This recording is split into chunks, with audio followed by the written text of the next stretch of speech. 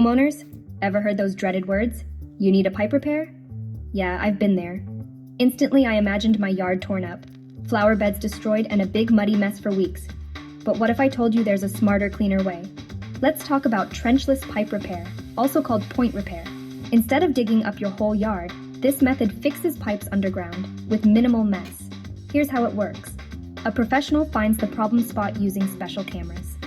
Then, using access points, like existing cleanouts, they insert a flexible liner coated with a special resin right into the damaged pipe.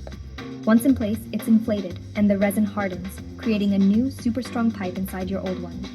Think of it as giving your pipes a fresh, tough lining, without ever lifting a shovel. The best part? Most trenchless repairs are done in a day. That means less downtime for your home, and you get to keep your landscaping exactly how you like it.